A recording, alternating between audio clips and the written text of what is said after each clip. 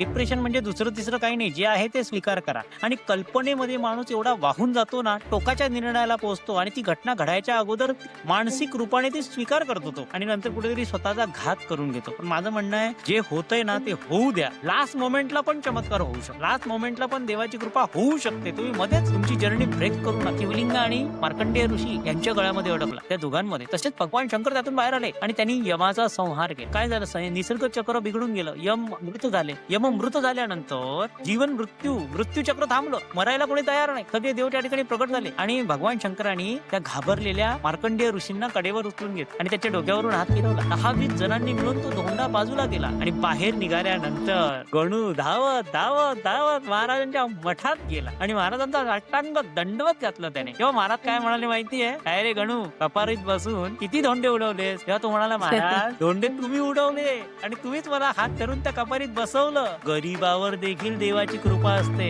पंकटलालाच्या घरी ते होते. इथे तो त्यांना एक पलंग दिला होता बसायला. मग खूप भक्त त्यांच्याकडे यायचे. त्यांनी काय केलं, समोर घंटी बांधली आणि प्रत्येक आलेल्या माणसाला तो सांगायचा, घंटी वाजवा आणि मग महाराजांचं दर्शन करा आणि दुरून दर्शन करा, त्यांना स्पर्श करू नका. आणि महाराज झाले शंकर आणि हा बनला नंदिकेश्वर. कळलं तुम्हाला? बर. आणि आलेले जेवढी मिठाई पेढे होती ती सगळीच्या सगळी तो पलंगाखाली लपवून ठेवायचा आणि घरी जाताना स्वतः घरी घेऊन जायचा, पण कोणा भक्ताला देत नव्हता. महाराजांनी कोपऱ्यातली काडी घेतली आणि त्याला जे झोडायला सुरुवात केली तो तिथं पळाला, परत मागून फिरून आला नाही. महाराजांना असा दंभाचार तर मुळीच आवडत. आणि होतं काय, लक्ष देऊ नये का, पाणी पाणी पाणी पाणी 100 वेळा म्हणणं फार वेगळी गोष्ट आहे. पण प्रत्यक्ष ज्या वेळेला मला खूप तहान लागलेली आहे आणि मग मला पाणी मिळालेलं आहे आणि तुम्ही जे पाणी पिता आणि जी तृप्तता अनुभव करता, हाच तर हिंदू धर्म आहे. गण गण गणात बोते म्हणजे गण म्हणजे आत्मा, गण म्हणजे लोक, यात्रीगण, भक्तगण, गणात म्हणजे ब्रह्मांडामध्ये आणि बाते म्हणजे मन आणि बोते म्हणजे आहे किंवा असा. तर गजानन महाराज हे मनाला उपदेश करतायत की बाबा मना सज्जना, जो आत्मा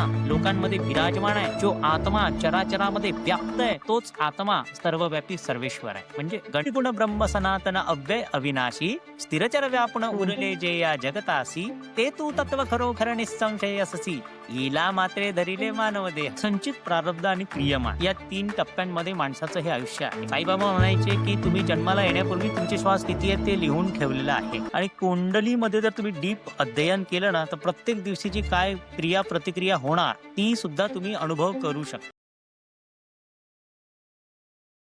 नमस्कार मंडळी, तुमचं द अवेकनिंग ट्रेलमध्ये खूप खूप स्वागत आहे. आजपर्यंत आपल्या चॅनलवर आपण स्वामी समर्थांबद्दल बोललो, शंकर महाराजांबद्दल बोललो आणि आपण साईबाबांबद्दल पण बोललो. साईबाबांच्या काळात असेच एक अवलिया होते आपल्या महाराष्ट्राच्या पूर्व दिशेला, म्हणजे विदर्भामध्ये, शेगावचे गजानन महाराज. आज आपल्यासोबत उदय जोशी गुरुजी आहेत. ते आपल्याला त्यांच्या आयुष्यात गजानन महाराज कसे आले, गजानन महाराजांबद्दलची माहिती, गजानन महाराज कुठल्या कुठल्या गोष्टींसाठी प्रसिद्ध होते, त्यांनी कसे चमत्कार केले किंवा त्यांच्या भक्तांचं मनोरथ कसे पूर्ण केले, त्यांना आई वडील म्हणून किंवा गुरु म्हणून कसं मार्गदर्शन केलं, याबद्दल गुरुजी आज आपल्याला डिटेलमध्ये सांगतील. गुरुजी, तुमचं द अवेकनिंग ट्रेलमध्ये खूप खूप स्वागत आहे. नमस्कार ताई, धन्यवाद. मी तुमचा आभारी आहे. तुमच्या माध्यमातून आज अनेकांना गजानन महाराजांविषयी सांगताना मला फार आनंद होतो आहे. सुरुवात अशी आहे की वा. आमचे आईचं जे माहेर आहे पटवाडी, त्याचा उल्लेख गजानन महाराजांच्या पोथीत आहे आणि आईचे पणजोबा नामदेव, आज आमचे पणजोबा, त्यांना गजानन महाराजांचा अनुग्रह होता. बर. वा. गजानन महाराज हे सत्य संकल्पाचे दाता आहेत. तुम्ही स्वतः प्रामाणिक असाल तर गजानन महाराज तुमचा संकल्प निश्चितच पूर्ण करतात. पण आता म्हणतात ना, की प्रत्येक गोष्ट घडायला एक ठराविक वेळ असतो. जसं तुम्ही जसे कपडे घातले त्याला प्राइस टॅग होता. तर ती घटना घडायला हो. मात्र टाईम टॅग लागतो. त्याप्रमाणे ती वेळ आली की ती घटना घडते. तसंच बरोबर. बालपणापासूनच आम्हाला गजानन महाराजांचा बाळकडू आमच्या आईकडून, वडिलांकडून मिळाला आहे. आणि गजानन बरोबर. महाराज ज्या घोड्याच्या पायात झोपले होते, गोविंदबुवा टाकळीकर या कीर्तनकारांचा तो घोडा, तेच माझं प्रॉपर गाव आहे, बार्शी टाकळी. आणि त्यांच्या मठाशेजारीच माझं घर होतं. गोविंदबुवा हे गजानन महाराजांच्या विषयी बोलले होते, की "हे न शेगाव राहिले, पंढरपूर खचित झाले, साक्षात येथ आले, चालते बोलते पांडुरंग, यांची सेवा हो. करावी, तरतूद यांची ठेवावी, यांची आज्ञा मानावी, वेदवाक्या परी हो." याप्रमाणे ते महाराजांविषयी बोलले होते.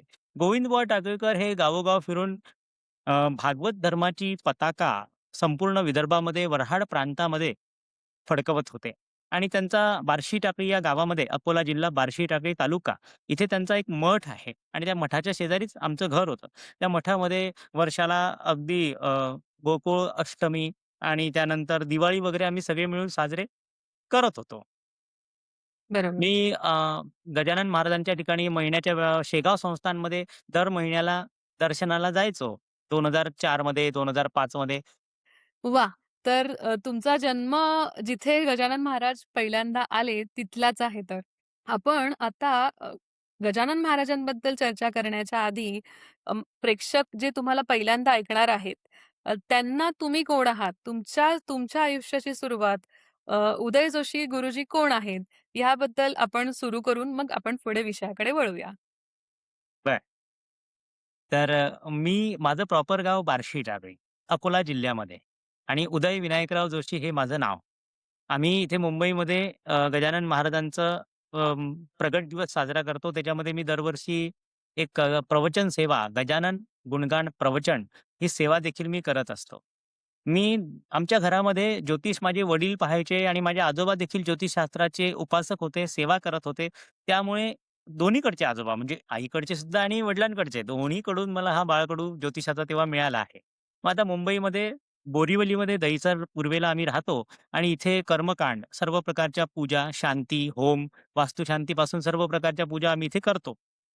पण ही जी गजानन महाराजांची अ, दैवी देणगी आहे, ही जन्मोजन्मांतरीची आहे. म्हणजे काही एकाच जन्मात तुम्ही त्यांना प्राप्त करू शकत नाही. तर पूर्वजन्मीचं पुण्य उदयाला आलं आणि महाराज आम्हाला भेटले. तर मी गोरेगावला गेलो होतो. 2004 ला गोरेगावला गजानन महाराजांच्या मंदिरात दर्शनाला गेलो. थोडक्यात सांगतो, फार वेळ घेत नाही तुमचा. तिथे आम्हाला भाग्यश्री ताई यांची भेट झाली आणि त्यांनी मग तिथे ठेवून घेतलं मला मंदिरामध्ये आणि त्या गोरेगाव पश्चिमेच्या गजानन महाराज मंदिरमध्ये मी 2 वर्ष सेवेकरी म्हणून होतो. पण आता मात्र आमची इथे बहीण राहते. अ, अरुणा पाठक. आमचे गजाननराव भाऊजी आमचे आहेत पाठक, गजानन पाठक. त्यांनी मला खूप सहकार्य केलं आणि तेच मला खऱ्या अर्थाने मुंबईत घेऊन आले. तर त्यांच्यासोबतच सुरुवात माझी चांगली झालेली आणि नंतर मग अचानक 2007 ला माझे वडील वारले. त्यामुळे मग मुंबईचं सगळं सोडून मी गावी गेलो. 2008 ला माझ्यापेक्षा बारक्या बहिणीचं लग्न केलं मी छोट्या बहिणीचं आणि 2010 ला मग गावाहून आम्ही भाऊजींच्याच मदतीने परत मुंबईला आलो. गजाननराव पाठक. त्यांच्या माध्यमातून मग मुंबईला आलो आणि इथे साईरत्न म्हणून कंपनी होती. त्या कंपनीमध्ये सुरुवातीला ॲस्ट्रोलॉजर म्हणून नोकरी केली 3 वर्षपर्यंत आणि नंतर मग ती नोकरी झाल्यानंतर कुठेतरी असं वाटलं, की आपण यांच्यामध्ये वाहत जाण्यापेक्षा स्वतःचं काहीतरी केलेलं योग्य आहे. आणि मग त्या भाऊजींच्या सोबत काही दिवस राहून मग स्वतःचा उद्योग आम्ही सुरुवात केला. तर आता हे कर्मकांड इथे दहिसरपासून पूर्ण मुंबईमध्ये वास्तुशांतीपासून वास्तुशास्त्र, वास्तुशुद्धीकरण आणि वास्तूमध्ये एनर्जी पुनर्स्थापित करण्यापासून हे सगळं आम्ही करतो. वाह! आता गजानन महाराजांबद्दल विचारण्याच्या आधी गुरुजी बिकॉज तुम्ही तिसरी पिढी आहात जे ज्योतिषशास्त्र शिकला आहात. तुमचे हो, आजोबा, तुमचे हो, वडील हो, आणि दोन्हीकडून तुम्हाला ह्याचं मार्गदर्शन म्हणू किंवा लहानपणापासून ह्याचं म्हणजे नॉलेज मिळतच गेलं. तर हो. बिकॉज आता विषय ज्योतिषाचा निघालाय, हा आपला मेन विषय नाहीये. तरी पण मला असं वाटतं, की तुम्ही थोडंसं ज्योतिषशास्त्राबद्दल सांगाल का? आणि ज्योतिषशास्त्र खरं असतं का? आणि ते जर खरं आहे, जर सगळ्या गोष्टी एखाद्याच्या चार्टप्रमाणे होणार असतील, त्या चार्ट म्हणण्यापेक्षा त्याच्यातल्या प्लॅनेटरी पोझिशन्स प्रमाणे होणार असतील, तर मग माणसाने कर्म करायचं का? हा प्रश्न मला तुम्हाला विचारायला आवडेल इथे.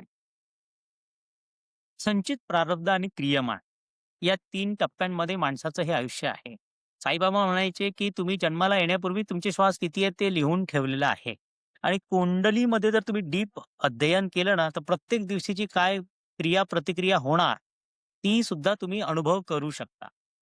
आता यामध्ये असं आहे, बरं. की 2006 मध्ये आमचे एक मित्र होते. वयाने मोठे होते.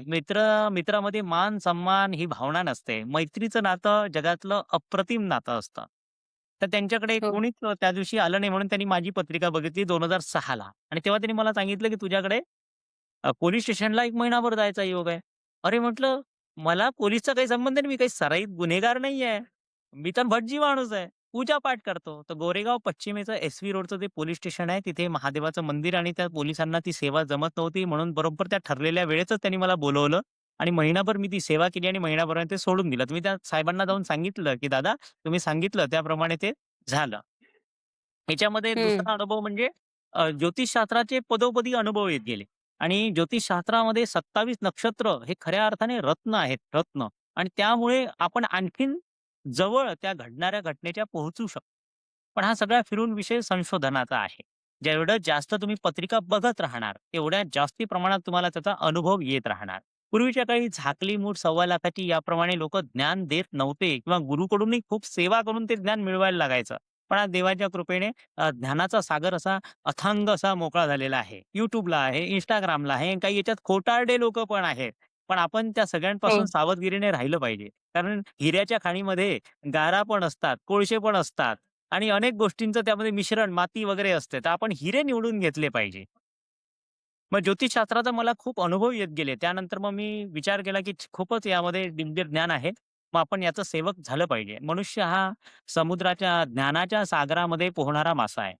ज्ञानाच्या सागरात पोहणारा मनुष्य हा मासा आहे आणि मासा कधीही समुद्र पार करू शकत नाही. ज्योतिषशास्त्र देखील अथांग आहे. काही लोकं ठोक ताळे देतात ना, त्या बाबतीत शास्त्राचा एक नुकसान झालेला आहे किंवा शास्त्रामध्ये लोकांना चुकीचे अनुभव झालेले आहेत. पण आता अनेक वेळा असं म्हणतात, की उद्या भरपूर पाऊस होणार आणि लख्ख प्रकाश पडतो सूर्याचा. तर माणूस चुकतो, शास्त्र चुकत नाही. हवामानशास्त्राचं बघा तुम्ही नेहमीच, की त्यामध्ये असं हो. सांगितलंय, की हो. उद्या भरपूर पाऊस होणार, हो, हो. वाहून जाणार शहर आणि प्रत्यक्षात काय, तर लख्ख सूर्य चमकलेला असतो.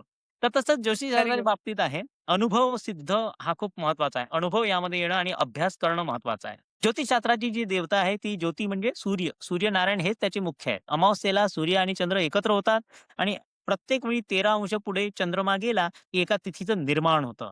हे जे प्रत्येक वेळी चंद्र सूर्यापासून 13-13 अंश पुढे जातो, यातून जी ऊर्जा निर्माण होते, त्यातूनच या पृथ्वीवर वनस्पतींपासून सगळ्या गोष्टी घडत असतात. इव्हन म्हणजे पौर्णिमेला चंद्राच्या त्या प्रभावामुळे सागराला भरती आणि ओहोटी देखील होते. तर सूर्य-चंद्राचा पूर्ण प्रभाव आपल्यावर आहे. बढिया. आय थिंक आज आपला हा मूळ विषय नाही म्हणून मी ह्याच्यात हो, जास्त खोल शिरत नाही. पण थोडक्यात मला एक बरोबर. लक्षात आलं, की आय थिंक पूर्वपार आपले राजा, महाराजा पण ज्योतिषांना जवळ घेऊन होते. काही मोठे निर्णय घ्यायचे असायचे तेव्हा ते ज्योतिषशास्त्र फॉलो करूनच निर्णय घेत होते. हो, मग ते हो, युद्ध असो किंवा काही लग्न कार्य असो, काही काही असो. सो म्हणजे मार्गदर्शन म्हणून हो. ज्योतिषशास्त्राचा उपयोग वर्षानुवर्ष चालत आला आहे. आय थिंक आपल्याला हा एक विषय मिळेल नंतर एखादा एपिसोड करण्यासाठी आपण नक्की नक्कीच. ज्योतिषशास्त्रावर एक फोकस्ड एपिसोड करू तुमची परवानगी हो. असेल तर. नक्कीच, नक्की. आता तुम्ही जे म्हणालात जस्ट नाऊ, की ज्ञान खूप अवेलेबल आहे हो. मार्केटमध्ये. हां. ज्ञान अवेलेबल आहे पुस्तकांमार्फत, होय, होय. Instagram मार्फत, इंटरनेटवर, बऱ्याच ठिकाणी. पण हो, मला असं वाटतं, हे अथांग ज्ञान जरी उपलब्ध असलं मानवाकडे, तरी त्याचा उपयोग होण्यासाठी त्याला एका सद्गुरूची गरज असते.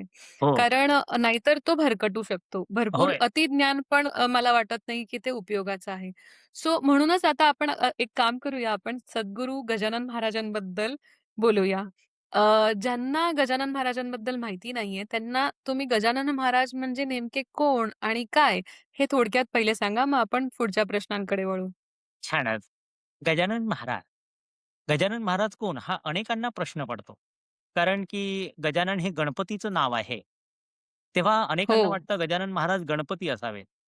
पण गजानन महाराज कोण आहेत? हे त्यांची जी आरती आहे, जय जय सच्चिद स्वरूपा, स्वामी गणराया यातलं जे पहिलं पद आहे, कडवं आहे पहिलं, त्यामध्ये त्यांनी त्याची माहिती दिली आहे. पहिलं आहे निर्गुण. अच्छा. त्यामध्ये असं म्हटलंय बघा, मी तुम्हाला बोलून दाखवतो. तुम्ही पण सहज त्याचा उलगडा करू शकता. याला काही महान व्याकरणशास्त्री होण्याची गरज नाही. आणि आपण गजानन महाराजांचे भक्त आहोत आणि तेच आपल्याला बुद्धी देतात. तर हो. निर्गुण ब्रह्म सनातन अव्यय अविनाशी, स्थिरचर व्यापुन हं. उरले जे या जगतासी, ते तू तत्व खरोखर निःसंशय अससी, लीला मात्रे धरिले मानव देहासी. म्हणजे निर्गुण ब्रह्म जे व्याप्त आहे चराचरामध्ये, निर्गुण ब्रह्म सनातन जे फार पूर्वीपासून आहे. ज्याला आदी अंत नाहीये. निर्गुण ब्रह्म सनातन. अव्यय अविनाशी त्याला अवयव नाहीयेत. ते अविनाशी आहे. त्याचा नाश पण होऊ शकत नाही. स्थिरचर व्यापून स्थिर म्हणजे स्थिर वस्तूंना, चर म्हणजे चालत्या-फिरत्या सगळ्या जीवांना व्यापून जे ब्रह्मतत्व आहे, ते तू तत्व खरोखर निःसंशय अससी. लीला मात्रे धरिले. अरे आता हे ब्रह्मतत्व ओळखणार कसं? लोकं भूताटकी म्हणून पळतील इकडे-तिकडे. म्हणून त्यांनी देह धारण केलेला आहे. गजानन महाराजांनी. देह धारण केला आहे. ते ब्रह्मतत्व. गजानन महाराजांच्या ज्यांनी बघितलं ते म्हणायचे, की गजानन महाराज सकाळी जो चेहरा होता तो दुपारी नसायचा आणि संध्याकाळी त्यांचा चेहरा वेगळा असायचा. साक्षात ते ब्रह्मतत्व होते. तुम्हाला सांगतो प्रियंका, ईश्वराकडे जाण्याचे 3 मार्ग सांगितले आहेत भागवत धर्मामध्ये. त्याच्यामध्ये पहिला आहे वारकरी संप्रदाय, दुसरा आहे हो. योग आणि तिसरा आहे भक्ती. तर कर्म, बरं. योग आणि भक्ती. तर याच्यामध्ये कर्म म्हणजे स्वामी समर्थ महाराज, व्रत वैकल्य अनुष्ठान. भक्ती म्हणजे साईनाथ महाराज आणि योग म्हणजे योग. गजानन. योग. योगी होते ते गजानन महाराज. आणि तुम्ही देव हा पांढरा शुभ्र कागद आहे. तुम्ही जी भावना घेऊन देवाकडे जाणार, त्याच भावनेने तुम्हाला फळ मिळणार. भारताची लोकसंख्या 100 करोड आहे आणि लोकं म्हणतात, "बाबा देव माझ्या मागे का लागलाय? इतका मला का छळतोय? माझ्या माझ्या दुःखाचा अंत का होत नाहीये?" तुझ्या दुःखाचा अंत करणारा तूच आहेस. तू जे पूर्वी करून ठेवलेलं आहे पर्वतच्या पर्वत, ते आता भोगायची परिस्थिती आहे आणि या नियमामध्ये कोणीही हस्तक्षेप करू शकत नाही. गण गण गणात बोते म्हणजे गण म्हणजे आत्मा, गण म्हणजे लोक, यात्रीगण, भक्तगण. गणात म्हणजे ब्रह्मांडामध्ये आणि बाते म्हणजे मन आणि बोते म्हणजे आहे किंवा असा. तर गजानन महाराज हे मनाला उपदेश करतायत, की बाबा मना सज्जना, जो आत्मा लोकांमध्ये विराजमान आहे, जो आत्मा चराचरामध्ये व्याप्त आहे, तोच आत्मा सर्वव्यापी सर्वेश्वर आहे. म्हणजे गण गण गणात बोते. यामध्ये 2 भेद आहेत. काही लोकं गणी गण गणात बोते म्हणतात, काही गण गण गणात बोते म्हणतात. पण आपल्याला त्यात पडायचं नाही. हं. आपल्याला मुख्य मुद्दा जो आहे तो महत्त्वाचा. सगळ्यात महत्त्वाचा मुद्दा आहे, की विश्वास. ज्यावेळेला आपण देवावर प्रचंड विश्वास ठेवतो आणि तो विश्वास ज्यावेळेला पराकोटीला पोहोचतो, ती श्रद्धा होते, श्रद्धा. आणि या श्रद्धेला परमेश्वराला धावून यावंच लागतं. तुमच्या मनामध्ये जी श्रद्धा आहे तीच फलित होते. जे गजानन विजय ग्रंथ 21 अध्यायामध्ये जे लिहिलेलं आहे, ते आज प्रत्येकाला अनुभवाला येतं. आता गजानन येस. महाराजांच्या मला जो सगळ्यात जास्ती अध्याय आवडतो, तो आहे अध्याय क्रमांक 16. आणि भाऊ कवर म्हणून त्यावेळेला ते डॉक्टरकीचं शिक्षण ना भाग्यनगरमध्ये घेत होते. म्हणजे आताचा हैदराबाद. त्याचं मूळ नाव भाग्यनगर आहे. तर ते भाऊ कवर यांना अशी इच्छा होते, की आपण गजानन महाराजांना जेवू घालावं. गरम अशी भाकरी आणि पिठले, हिरव्या मिरच्यांचा ठेचा असं घेऊन जायला पाहिजे, पण त्यांचं लग्न झालेलं नव्हतं आणि आई त्यांची हयात नव्हती. मग ते असे चेहरा म्लान करून अगदी अतिशय नाराज असे बसले होते. त्यावेळेला त्यांची वहिनी म्हणजे नानी, त्यावेळेला वहिनीला नानी म्हणायचे. ती बाहेर आली. ती म्हणली, "अहो तुम्ही असे का बसलात?" आता तिच्याकडून जेवण बनवून घ्यायचा हा विचार त्यांना पहिले आला होता, पण तिचा चोपा तापट होता. परत भांडणाला कारण नको म्हणून त्यांनी विषय काही काढलाच नाही. पण नानी स्वतःच बोलली, "भाऊजी तुम्ही असे का बसलात? अहो तुमच्या मनात काय आहे ते सांगा. ज्येष्ठ भ्राता म्हणजे मोठा भाऊ हा वडिलांच्या समान आहे आणि वहिनी ही आईच्या ठिकाणी आहे. तुम्ही मला सांगा काय पाहिजे तुम्हाला? तुम्ही असे का? तुमची तब्येत बरी नाहीये का?" तेव्हा तो म्हणला, "वहिनी काय तुला सांगू? माझ्या मनात आहे की गजानन महाराजांना जेवू घालावं आणि मी कसं तुला बोलू?" ते म्हणले, "बस एवढंच?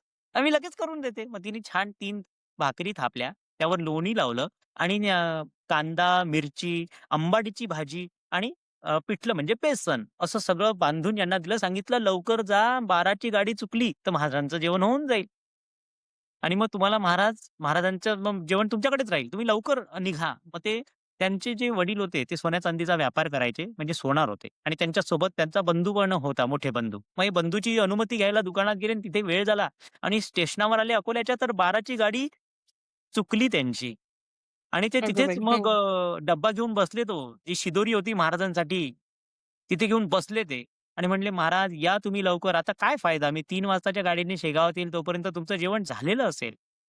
तुम्ही कृपा करा. मी तुम्हाला आज्ञा करत नाहीये." प्रेमाने हाका मारतोय. हाका मारतो म्हणजे आवाज देतो. मी तुम्हाला प्रेमाने बोलवतोय. आता अरण 8 कोस होतं, पण विठ्ठल सावता माळ्यासाठी अरणात गेले. तसे तुम्ही माझ्यासाठी इथे हं. धावून या आणि माझी शिदोरी स्वीकार करा. 3 वाजताची गाडी आली. त्यात ते बसले. आता इकडे प्रसंग काय झाला? महाराज कधीही कोणाशीही नजरेला नजर लावून बोललेले नाहीत. 50-100 माणूस महाराजांच्या समोर असायचा. कोणाला तरी उद्देशून ते बोलायचे आणि त्याला ते कळायचं. महाराजांच्या हं. नजरेमध्ये दिव्य तेज होतं. त्यामुळे कोणी त्यांच्या नजरेला नजर मिळवू शकत नव्हतं. पण महाराजांच्यावर सगळ्यांची श्रद्धा होती. मग महाराज जेवत नाहीये म्हणून कोणी जिलेबी, त्यानंतर गुलाबजाम, बासुंदीसारखे पदार्थ आणून महाराजांच्या समोर ठेवले, की याचा स्वीकार करा.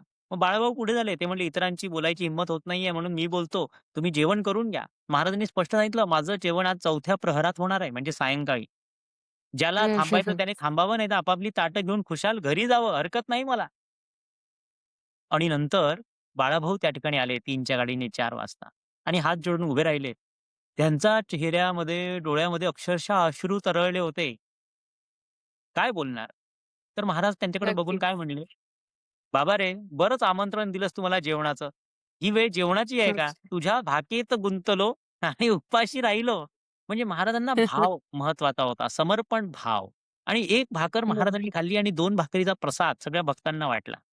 तर महाराजांचा भाव सगळ्यात महत्वाचा आहे. तसंच एक पुंडलिक भोकरे म्हणून महाराजांचे भक्त, फार बालवयात त्यांना गजानन महाराजांचा अनुग्रह लाभला.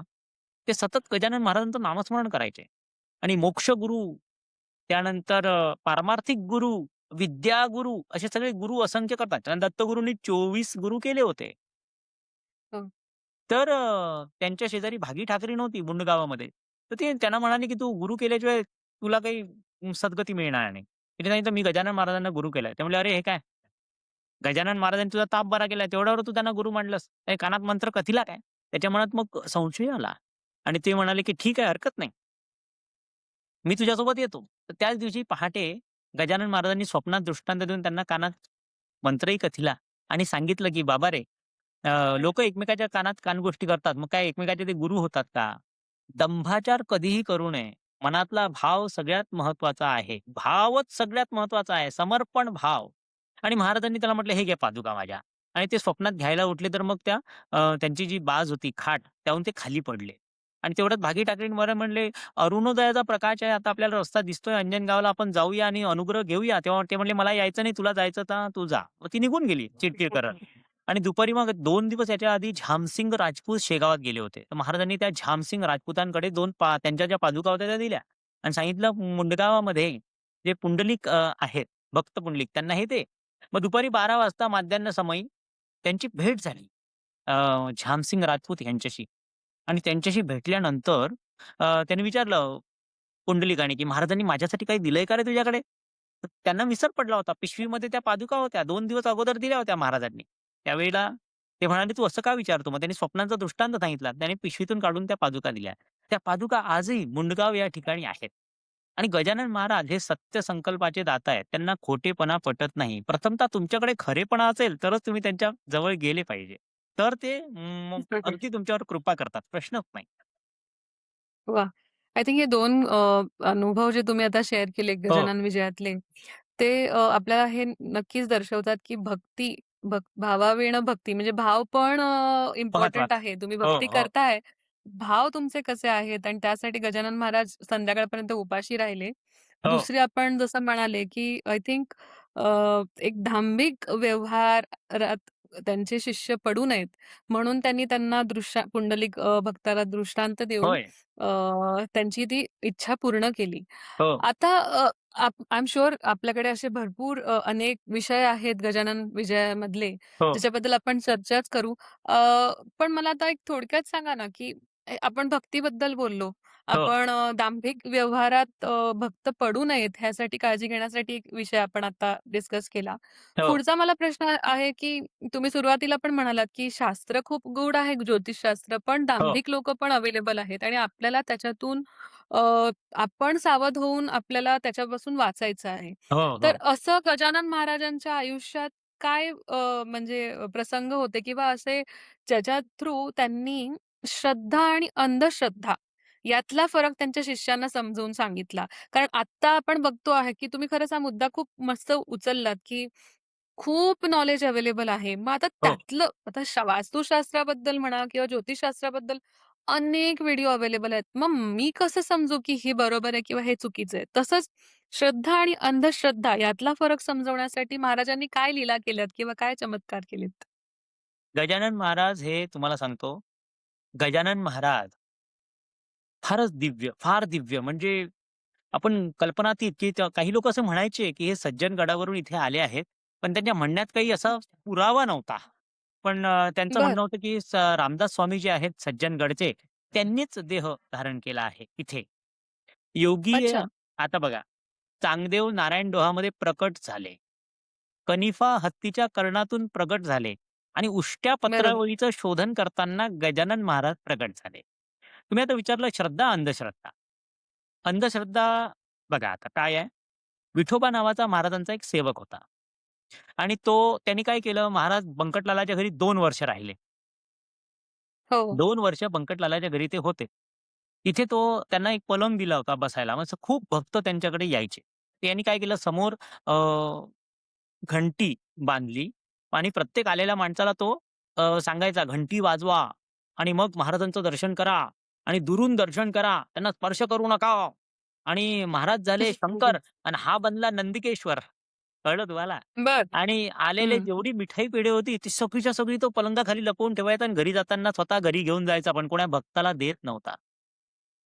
आणि कधीतरी अचानकच याच्या अंगात देव यायचे आणि हा घुमारे करायचा.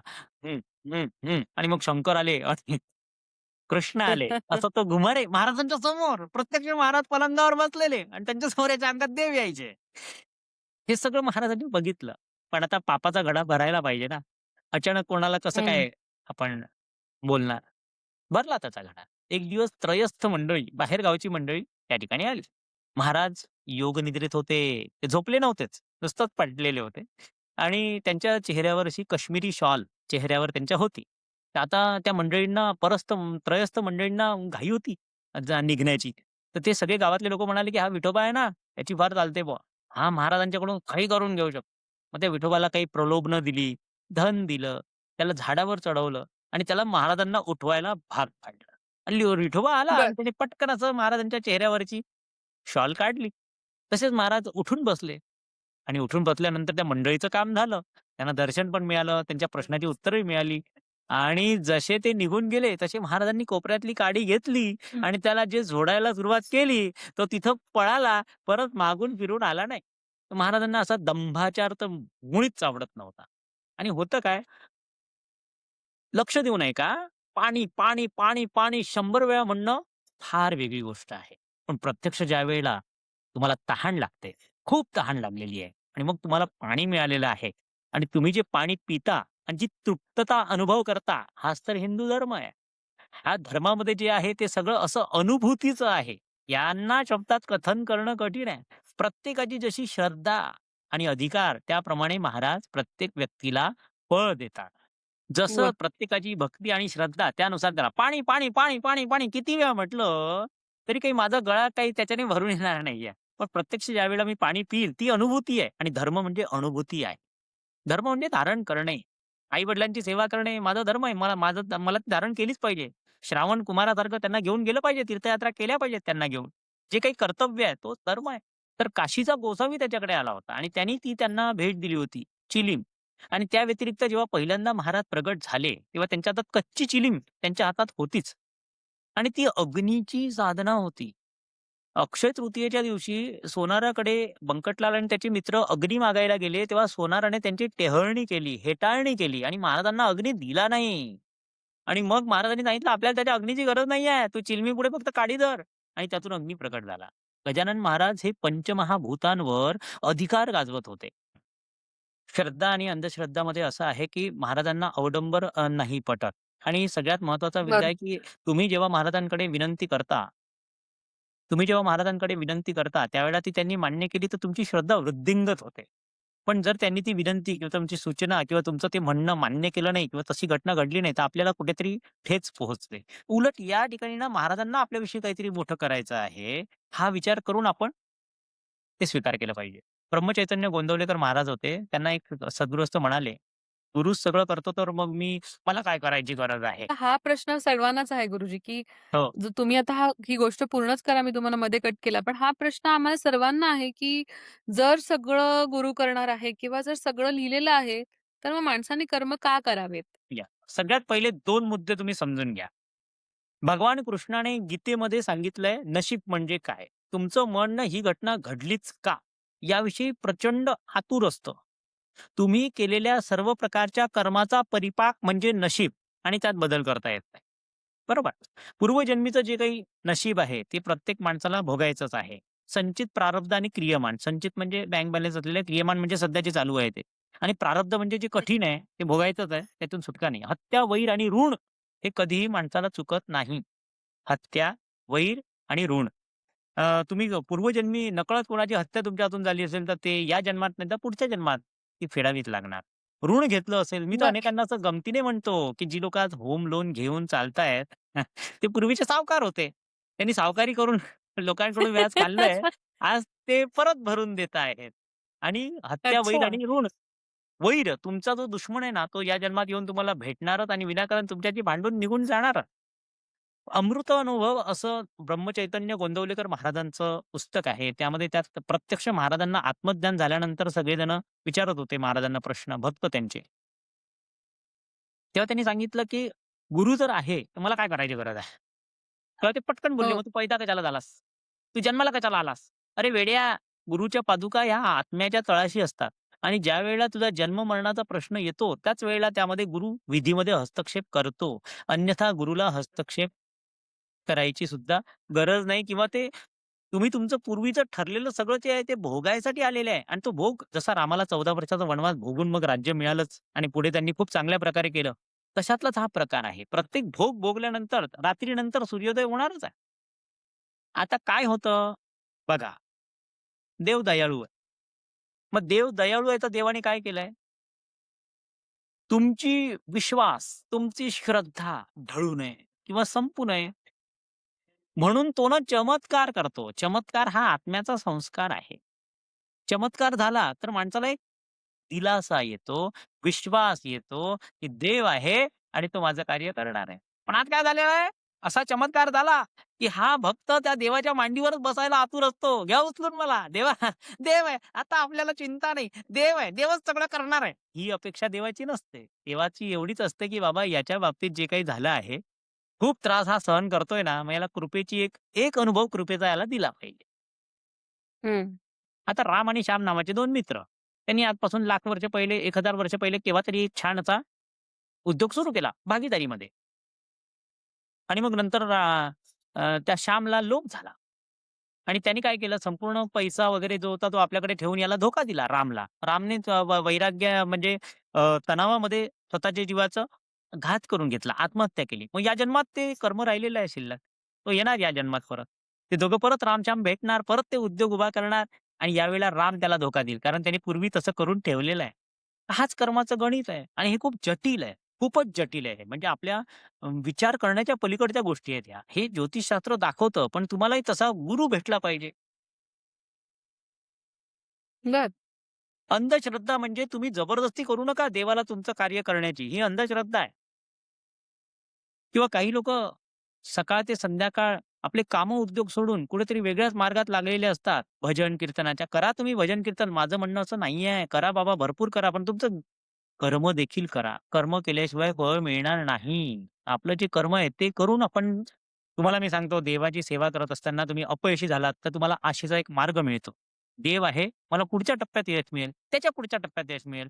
ज्या लोकांकडे जे लोकं असे सात्विक नाहीयेत, दैवी मार्गात नाहीयेत, ते स्वतःचा घात कुठेतरी करून घेतात नैराश्याने. कोरोनामध्ये लोकं डॉक्टरकडे जायचे. लोकांनी मोठे स्टेटस ठेवले होते. मंदिराला दान करू नका. डॉक्टरला करा. आज मंदिरं बंद झाली आहेत आणि डॉक्टरच आपल्या उपयोगात येत आहेत. काय झालं माहिती अनेक डॉक्टर माझ्याकडे आले महामृत्युंजयाचा जप करायला. त्याची बायको, त्याचा मुलगा हॉस्पिटलाइज होता. 90% पर्यंत त्यात यश मिळालंय आम्हाला. तर अशा अर्थाने आपण समजू शकलो म्हणजे तुम्ही बरेच अशी उदाहरणं दिली त्याच्यातून आपण समजू शकतो कर्माला हे तुम्ही प्राधान्य देताय. भक्तीबद्दल आपण सुरुवातीपासून चर्चा केली, की भक्ती पण तेवढीच इम्पोर्टंट आहे हो. आणि तुमची श्रद्धा जशी तुमच्या गुरूवर, देवावर जशी आहे तसेच तुम्हाला नुसतं श्रद्धेने काम नाही होणार आहे, पण तुम्हाला तुमची कर्म पण केली पाहिजेत आणि हो. त्यावेळेसच तुम्हाला योग्य ते मार्गदर्शन किंवा योग्य ते सक्सेस तुमच्या डेफिनेशन प्रमाणे किंवा त्या परमेश्वराच्या डेफिनेशन प्रमाणे तुम्हाला तो सक्सेस मिळतो. आपण आता गजानन विजयमध्ये आहे एक चॅप्टर त्याच्यामध्ये मी असं वाचलं होतं खूप काही वर्षांपूर्वी, की देशमुख जे होते ते त्यांना बरं नव्हतं आणि त्यांची वाईफ जेव्हा गजानन महाराजांकडे जाते, तेव्हा त्यांना जीवनदान मिळतं. तर त्याबद्दल तसा चमत्कार करून आपण चमत्कारबद्दल पण बोललो गुरुजी. तर ते चमत्कार करून गजानन महाराज काय दाखवायला म्हणजे काय दाखवायचा प्रयत्न करत होते? त्यांनी त्यांचे प्राण का वाचवले? मृत्यूचे 3 प्रकार सांगितलेत. आध्यात्मिक, आधिदैविक, आधिभौतिक. आध्यात्मिक मृत्यू जो आहे, गजानन विजय ग्रंथामध्ये याचं वर्णन आहे. आध्यात्मिक मृत्यू म्हणजे अर्जुनाच्या समोरच त्याचा बालक अभिमन्यू रणांगणात पडला. अर्जुन आणि कृष्ण हो. असून देखील त्याला जिवंत करू शकले नाही. त्याचं आयुष्य संपलं होतं तिथे. दुसरा आहे आधिदैविक. आधिदैविक म्हणजे याची आजाराने सुरुवात होते आणि उत्तम उपचार करून तुम्ही ते वाचवू शकता. आणि जे तिसरा सांगितलाय आध्यात्मिक, आधिदैविक आणि आधिभौतिक आणि भौतिकाची देखील सुरुवात ही वेगवेगळ्या आजाराने होते. तर या प्रकारचे म्हणजे अ, दैविक असेल तर त्याला नवस-सायास करून तुम्ही घालवू शकता आणि भौतिक असेल तर आयुर्वेद उपचार करून तुम्ही ते करू शकता. तर ह्या जे देशमुख होते, रामाजी पंत देशमुख त्यांचं नाव, अध्याय क्रमांक 3 मध्ये ही कथा आली आहे. तर त्यांचं बरं. आयुष्य पुढे होतं आणि महाराजांवर त्यांची श्रद्धा होती. श्रद्धेनेच संकट हे टाळता येते. मग ते पुढे असंही म्हटलेलं आहे, की गजानन महाराज तिथे असताना मग कोणीच यमसदनाला गेलं नाही पाहिजे आणि यमाने शेगावात प्रवेशच केला नाही पाहिजे. तर जन्म-मृत्यूचं जे नैसर्गिक चक्र आहे, ते महाराज साईबाबा कोणीही थांबवू शकत नाही. कळलं तुम्हाला? पुढची कथा अध्याय क्रमांक 14 मध्ये आहे. पंडू तात्या म्हणून एक ब्राह्मण होते. ते आल्या गेल्या प्रत्येक पाहुण्यांचे आदर-सत्कार खूप करत होते. आणि प्रत्येकाला ते म्हणजे आपल्या घरी कोणी आलं त्याला अहेर आणि त्याच्यासाठी वेगवेगळे पदार्थ आणि कापड वगैरे हे सगळं पाहुण्यांचं करता बंडू तात्यांचं घरातलं सगळं धन निघून गेलं. मळा होता त्यांचा तो गहाण पडला. आणि बरं. बंडू तात्या हे सद्धर्म आणि सत्कर्म आचरण करणारे गृहस्थ होते. आणि मग नंतर त्यावेळेला सावकार त्यांच्या मागे लागायचे, "आमचे पैसे द्या, व्याज द्या." आणि इतकी विपत्ती वाईट बंडू तात्याच्या घरी आली होती, की त्यांना घरातले सोन्या-चांदीचे भांडे देखील विकावे लागले. तांब्याचे, पितळेचे भांडे देखील विकायला सुद्धा काही घरामध्ये शिल्लक राहिलं नाही. जोपर्यंत धन तुमच्याकडे आहे, तोपर्यंत हा संसार नंदनवन आहे. ज्यावेळेला धन संपलं, इथेच नरक यातना माणसाच्या सुरू होतात. मग बंडू तात्याने काय केलं, की मी अफू खाऊन मरू का? तर ती घ्यायला पैसे नाहीये. कारण सावकार यायचे आणि अपमान करून सावकाराचे शिपाई यायचे आणि अपमान करून जायचे. धमक्या देऊन जायचे. मग बंडू तात्यांनी विचार केला, की मी विहिरीत जाऊन जर जीव दिला आणि जीव नाही गेला आणि मग सरकारने मला वर काढलं तर आत्महत्या करा म्हणून मला शिक्षा देतील. तेही योग्य नाही. हं. असं करतो सगळ्यात सोपा उपाय, की संपूर्ण अंगाला भस्म लावतो आणि सरळ हिमालयात निघून जातो आणि तिथे जीव देतो. मग बंडू तात्यांनी सकाळीच आपल्या संपूर्ण अंगाला राग लावली, हातात कमंडलू घेतलं आणि ते निघाले. आणि निघाले ते सरळ अ, अकोल्याच्या दिशेने. तर अकोल्याच्या स्टेशनावर त्यांना एक ब्राह्मण भेटला. ते म्हटले, "काय रे बंडू तात्या, आताच हरिद्वारचं तिकीट घेऊ नको. इथे शेगाव आपल्या गजानन महाराज आहेत. एकदा त्यांचं दर्शन घेऊन तू जा.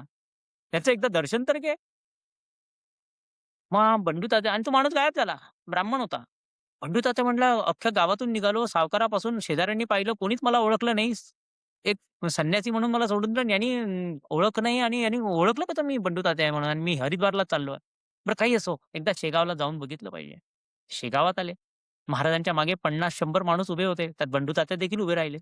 महाराज भिंतीकडे बघत होते पलंगावर बसून. तर त्या भिंतीकडे बघूनच बोलले, "काय रे बंडू तात्या? हिमालयात जातो जीव द्यायला. लाज वाटत नाही तुला? तू तुझ्या शेतामध्ये म्हसोबा आहे, त्याच्यासमोर तू खोद आणि त्या म्हसोबाच्या ठिकाणी तुला द्रव्य सापडेल. त्यातून कर्जमुक्त हो आणि सुखाने राहा." आणि मग ते येतात रात्रीच्या वेळी एकटेच स्वतः ते जातात आणि गेल्यानंतर तिथे त्यांना 400 सोन्याच्या मोहरा मिळतात. ते घेऊन ते कर्जमुक्त होतात आणि कर्जमुक्त झाल्यानंतर नाचत-नाचत शेगावला येतात. "जय जय अवलिया गजानना, तुम्हीच साक्षात देव आहात, तुम्हीच साक्षात देव आहात." असं म्हणून ते त्यांचं स्तुती आणि वंदन करायला लागतात. तर महाराज म्हणतात, "अरे मला त्याच्याला वंदन करतो. तुला त्या म्हसोबाने दिलंय त्याचीच तू आरती कर आणि त्याचाच भंडारा कर." तर हे पुण्य ज्यावेळेला असतं ना, त्याच वेळेला आपल्याला असे अनुभव येतात. आता गजानन महाराजांना खरंच. त्यावेळेला काही फोन नव्हते, फॅक्स नव्हते, झेरॉक्स नव्हते. महाराज योग निद्रेत 4-4 दिवस असायचे आणि त्यावेळेला ते दुसरा देह धारण करून भक्तांचा उद्धार करायचे. साईबाबा देखील 4-4, 5-5 दिवस योग निद्रेत असायचे. पण त्यावेळेला ते झोपलेले नसायचे. दुसरीकडे रूप धारण करून शरीर धारण करून अनेक भक्तांचा उद्धार करायचे. हो. असे आपण आता अनेक उदाहरणं बघितली. आय थिंक मला असं वाटतं एखादा माणूस जसं तो जर बदलायला तयार असेल म्हणजे जसं तुम्ही म्हणालात पूर्वसंचित आणि ह्या आता आपण जे कर्म करतोय ते आणि प्रारब्ध म्हणजे प्रारब्ध तर आपलं टळत नाही. पण आपण जर आपलं संचित चांगलं असेल, पॉझिटिव्ह आपल्या बँकेत असेल, तर आपण जसं देशमुखांचं मृत्यू टाळला महाराजांनी. असे अनेक चमत्कार किंवा अशा अनेक गोष्टी आपल्या बाबतीतही घडू शकतात. ह्याचं मला पूर्ण खात्री आहे. आपण आता अनेक म्हणजे 21 अध्यायांचा गजानन विजय आहे. तुमच्या आयुष्यात गजानन महाराज तर आधीपासूनच आहेत. तुमच्या जन्मतः तुम्ही गजानन महाराजांबद्दल तुम्हाला माहिती आहे. असा कुठला अध्याय किंवा असा कुठला अशी कुठली कथा महाराजांची आहे, ज्याने तुम्ही भावुक होतात? जेव्हा पण कधी तुम्ही त्याबद्दल आठवता, तेव्हा तुम्हाला एकदम इमोशनल होतं. अशी कुठली कथा आहे का महाराजांची? विनू चौरे म्हणून एक श्रमिक होता.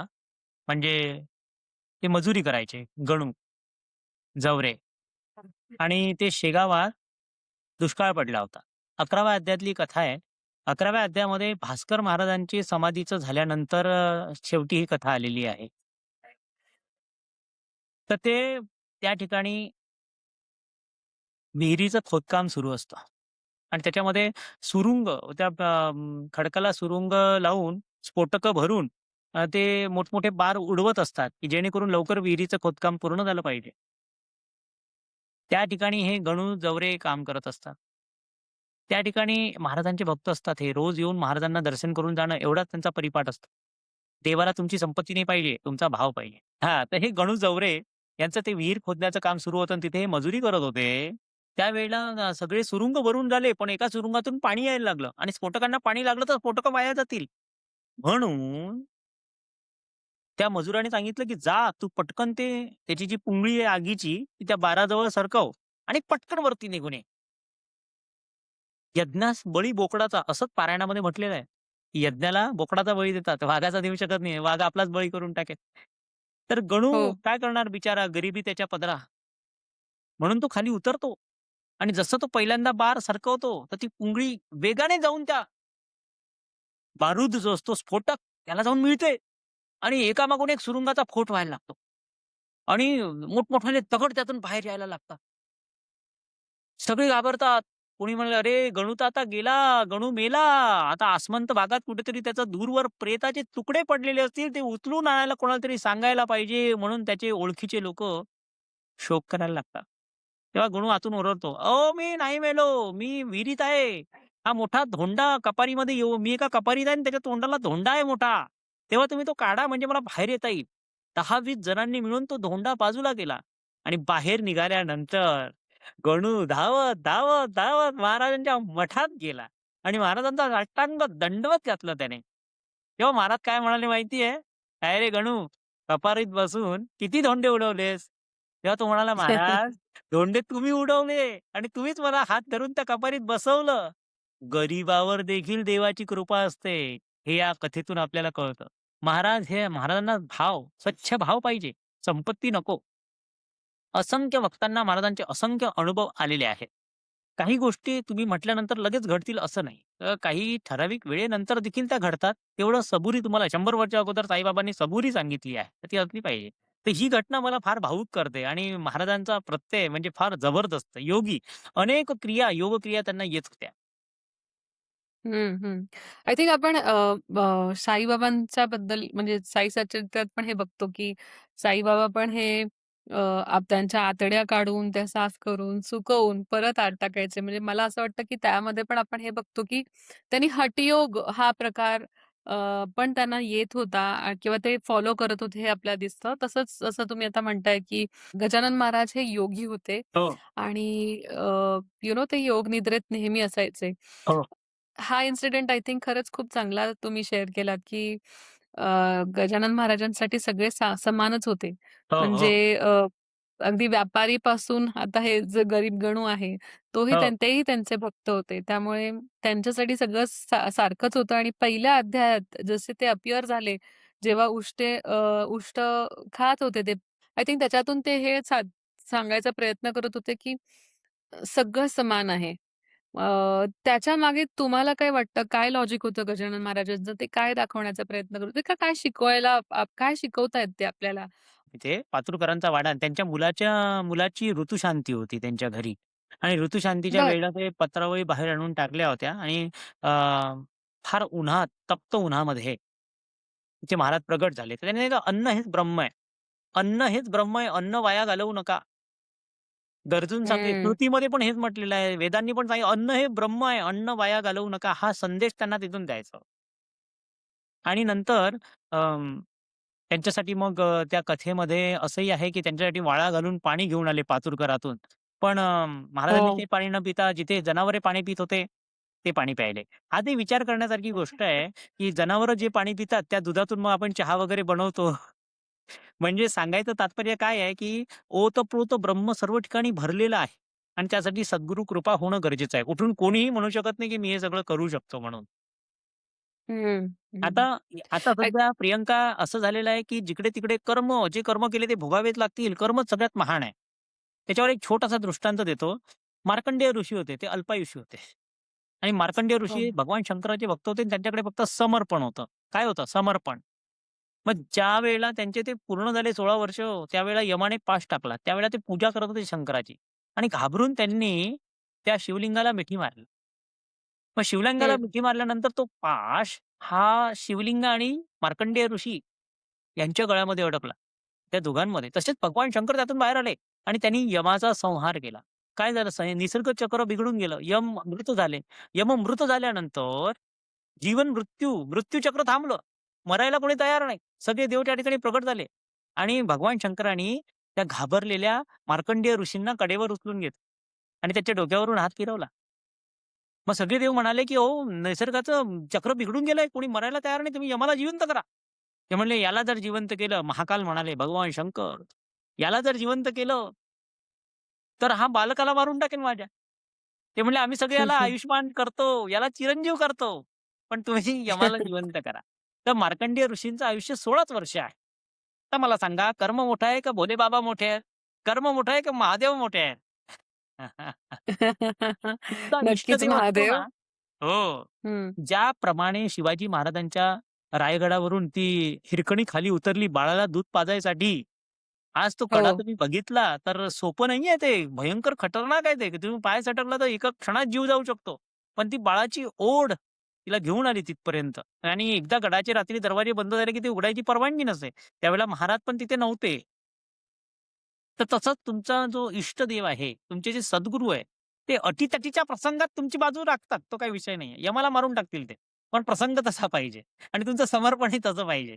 समर्पण तसं पाहिजे. बरोबर. अगदीच समर्पण, खरी गोष्ट आहे. डेडिकेशन. समर्पण हां. हं, हं. खूप छान आपण आय थिंक चर्चा चालली आपली. आपण वेगवेगळे पैलू समजतो आहोत. हो, आपण भक्तीबद्दल बोललो, आपण हो, भावाबद्दल बोललो, समर्पणाबद्दल आता आपली चर्चा झाली.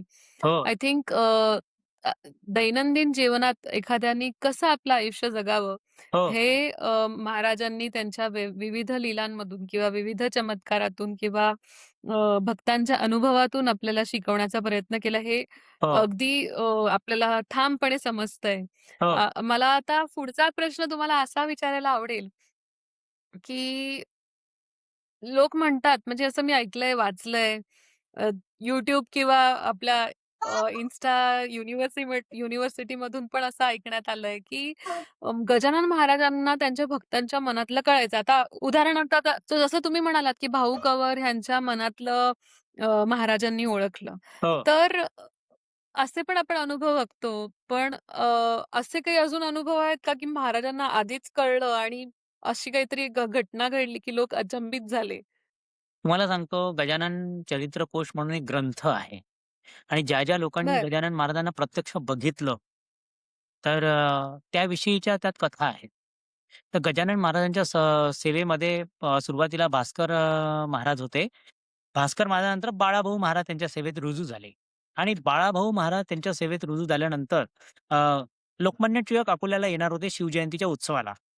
तर तिथे अनेकांचं असं म्हणणं होतं, की गजानन महाराज वेडे-पिसेसारखे राहतात आणि तसे वागतात आणि ते लोकमान्याला त्रास देऊ शकतात किंवा त्याचा अपमान करू शकतात. त्यांना बोलवू नका कार्यक्रमाला. त्यावेळेला त्यांच्यामध्ये 2 मत झाले आयोजकांमध्ये. काही आयोजक म्हणाले, "नाही, महाराज तर स्वतः आलेच पाहिजे आणि ते असे बिलकुल कोणाचा मनोभंग करणार नाहीत आणि तुम्हाला दिसतात ते तसे मुळीच नाहीये." असतात ना प्रत्येक ठिकाणी 2 मत प्रवाह असतात.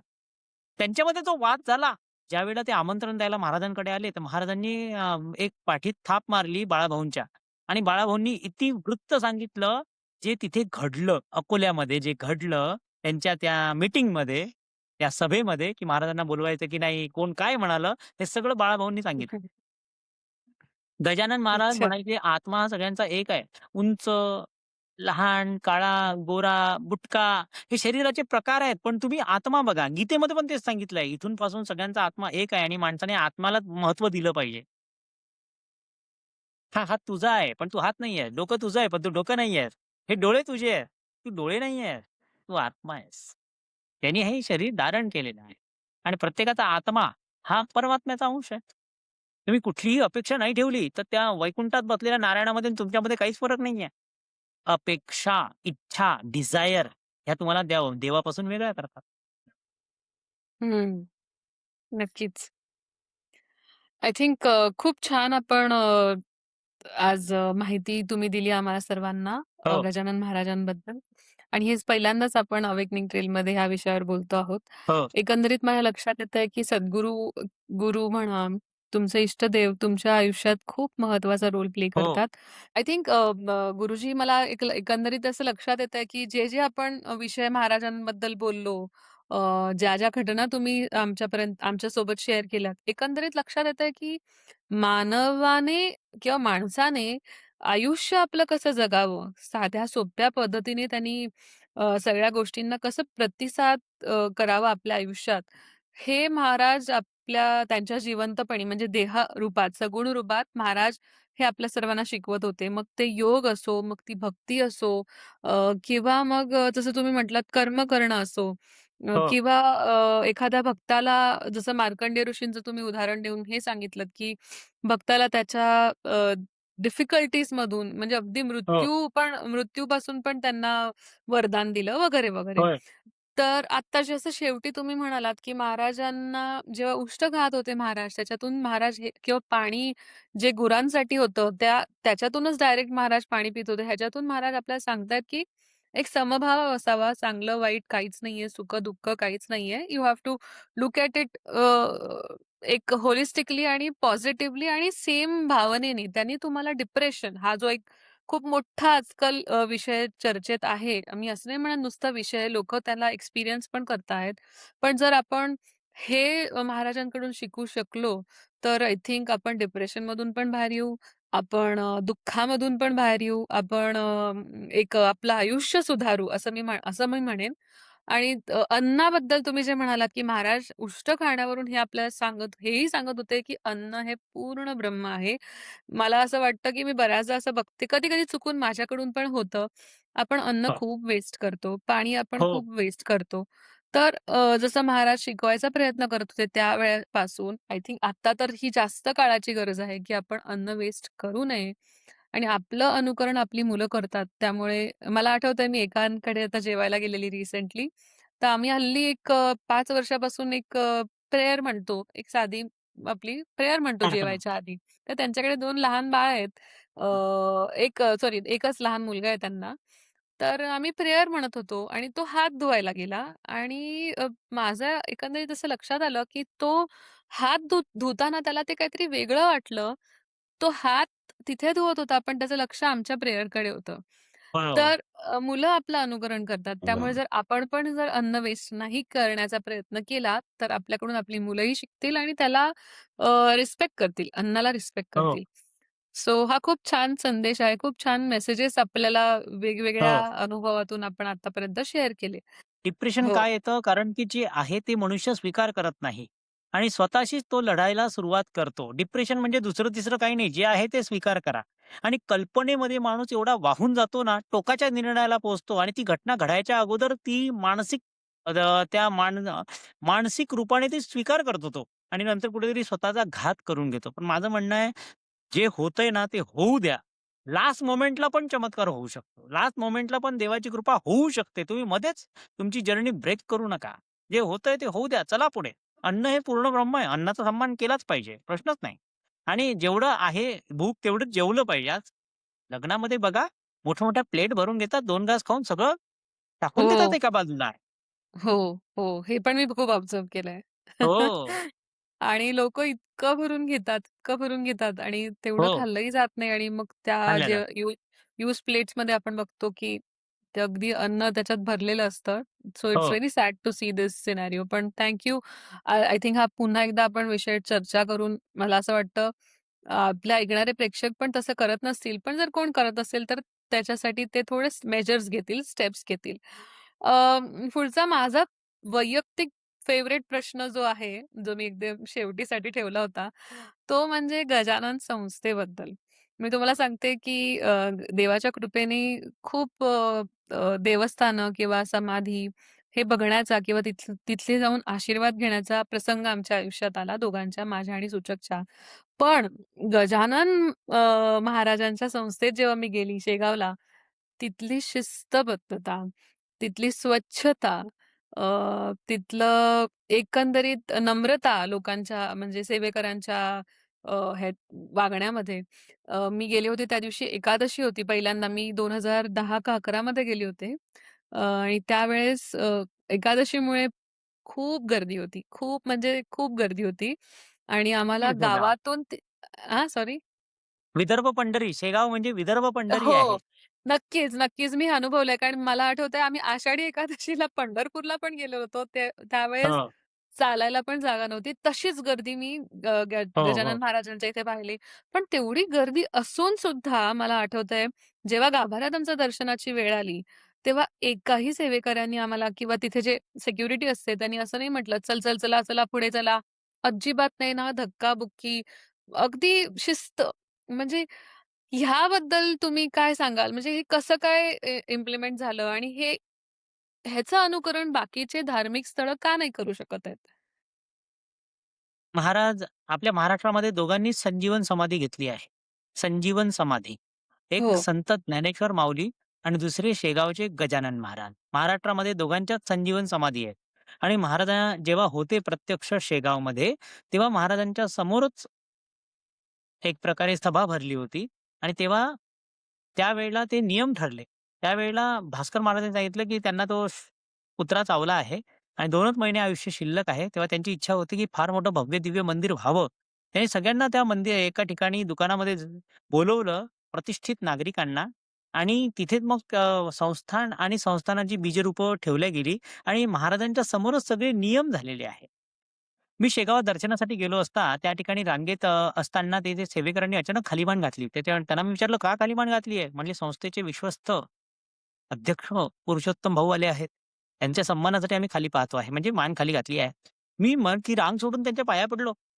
मी म्हटलं, "भाऊ तुम्ही किती व्यवस्थित सगळं ठेवलं आहे आणि तुम्ही अध्यक्ष आहात. काय जबरदस्त म्हणजे आनंदसागरपासून मंदिरापर्यंत स्वच्छता, खरंच. टापटीप, नीटनेटकेपणा, अगदी कुतूहल करणं म्हणजे कौतुक करण्यासारखं ते आहे." त्यांनी स्पष्ट सांगितलं मला, की "इथे अध्यक्ष गजानन महाराज होते, आहेत आणि भविष्यातही ते राहतील. आम्ही निमित्त मात्र आहोत. आम्ही बदलत राहू. पण महाराजच सगळं करवून घेतायत. महाराजच सगळी बुद्धी देतायत. महाराज असताना जे काही नियम त्यांनी लावून दिले, आज त्याच नियमाने सगळं सुरू आहे." अक्षय तृतीयेला मी शेगावात गेलो होतो. तिथे महाप्रसादामध्ये कानोला मिळाला होता. कानोला म्हणजे करंजी. सगळ्या हो, हो. भाविकांना. खंडू हं. पाटील यांना मुलबाळ होत नव्हतं म्हणून त्यांना आंब्याचा रस ब्राह्मणांना जेवू घालायचं सांगितलं होतं. पण आता ज्येष्ठ दशमीला दरवर्षी शेगावामध्ये आंब्याचा रस सर्व भाविकांना असतो. 10,000-15,000 1,00,000 लोकं जेवतील तर सगळ्यांना आंब्याचा रस ते जेवायला देतात. तो अनुभव पण मी घेतलाय तिथे. छान. हो. प्रसादाबद्दल आपण बोलू तेवढंच कमी आहे. कारण हो, हो. तिथेही शिस्त तर दिसतेच, पण तिथेही हो. एक गोष्ट मी बघितली आहे, की आय थिंक महाराजांचे भक्त अन्न वेस्ट नाही करत. हे मी तिथे बरोबर. स्वतः अनुभवलं आहे. दुसरी सगळ्यात महत्त्वाची गोष्ट म्हणजे, की महाराज प्रत्यक्ष तिथे शेगाव संस्थानमध्ये आहेत आणि ते आहेत आणि म्हणूनच तिथली सगळी व्यवस्था सुरळीत आहे. इतर देवस्थानमध्ये पण आता हळू-हळू होते आहे सगळं. आपल्या हिंदू धर्म संस्कृतीवर मुघलांचं, इंग्रजांचं इतकं आक्रमण झालं पूर्वी, की ही आता अंगभंग अशी पावलेली आहे. तुटलेली हो. संस्कृती आहे. आता हे जोडण्याचं काम सुरू झालेलं आहे. इथून पुढे होईल. महाराजांचा अनुभव म्हणजे ते चाबूक घेऊनच असतात. ते चुकला म्हणजे संपलाच विषय. हो. सगळ्यात महत्वाचा मुद्दा असा आहे, की महाराज हे सत्य संकल्पाचे दाता आहेत. तुम्ही सत्याने राहा, ते तुमच्या पाठीशी सदैव उभे राहतील. तुमच्या म्हणण्याप्रमाणे तुम्हाला ते कार, बंगला, पैसा देणार नाहीत. ते बघतील फाटलेले कपडे आहेत त्याचे, पहिल्याला अंग झाकायला कपडे दिले पाहिजेत. ते मायमाऊली आहेत गजानन महाराज. ते तुम्हाला जे सध्या गरज आहे ते देतील. तुम्ही म्हणाल मला मोबाईल पाहिजे आणि मला ह्याव पाहिजे किंवा मला परीक्षेमध्ये तर ते यश सगळं देतील. पण सगळ्यात महत्त्वाचा मुद्दा काय आहे, की तुम्हाला आता गरज काय? माय-माऊली म्हणजे आईसारखं. आई ज्याप्रमाणे बालकाची काळजी घेते, त्याप्रमाणे महाराज काळजी घेत असतात. वाह! खरी गोष्ट आहे.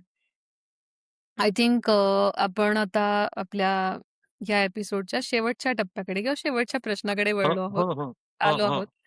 अ, जाता-जाता तुम्हाला काय वाटतं, की असा महाराजांचा कुठला संदेश तुम्हाला पुढच्या पिढीपर्यंत पोहोचवायचा आहे?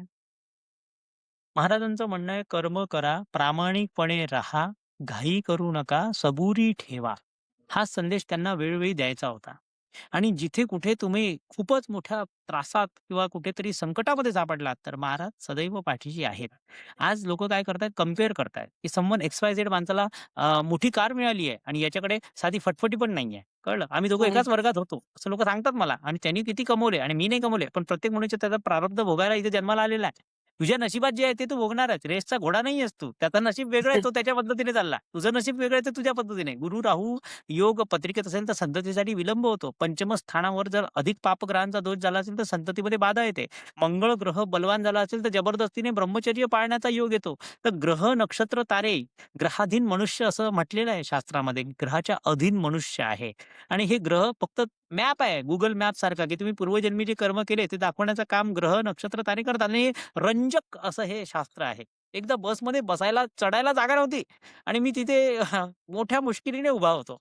तर तिथे एक स्त्री होती. तिला मी सहज म्हटलं, "काय गं, तुझी मेष राशी आहे का?" ती म्हणाली, "अय्या तुम्ही ज्योतिष बघता का?" मी म्हटलं, "हो." नवऱ्याला उठवलं तिनी आणि मला बसवलं. म्हणते, "गुरुजी आहेत यांना बसू द्या." आणि पूर्ण प्रवासात ज्योतिष माझ्याकडून समजावून घेतलं. तर ज्योतिष हे मनोरंजनाचं साधन आहे, घाबरण्याचं नाहीये. तुम्ही अगदी आनंदाने हसत-खेळत ज्योतिष शिकू शकता आणि त्याचा आनंदही घेऊ शकता. नाही, आय थिंक आपण ज्योतिषाबद्दल सुरुवातीलाही बोललो, आता हो, शेवटही हो. आपण ज्योतिषाबद्दल बोलतोय. तर मला असं हो. वाटतंय, की आपण आपल्या श्रोत्यांसाठी नक्कीच एक मनोरंजक असा ज्योतिषशास्त्रावरती एक एपिसोड केअर करायला हवा. नक्कीच. तुम्ही ह्याबद्दल नक्की विचार करा आणि जेव्हा वेळ असेल हो, तेव्हा आपण ह्यावर नक्की एक रेकॉर्डिंग करू. हो. मला एकंदरीत लक्षात आलंय, की मला असं वाटतं माझ्या श्रोत्यांना असं सांगायला आवडेल, की आजच्या भागात आपण उदय जोशी गुरुजींकडून गजानन महाराजांच्या विविध लीला ऐकल्या. त्यांच्या शिकवणीबद्दल आपण खूप सुंदर माहिती जाणून घेतली. महाराजांचं गण गणात बोथे हा मंत्र आपल्या सर्वांच्या जीवनात सकारात्मक ऊर्जा देवो, याच प्रार्थनेवर मी आजचा भाग संपवते आणि गुरुजींना मनःपूर्वक आभार. तुम्ही हा विषय आमच्यासोबत डिस्कस केलात. तुमचा वेळ आम्हाला दिलात. Thank so much. धन्यवाद. जय गजानन, श्री गजानन. जय गजानन, श्री जय गजानन. गजानन.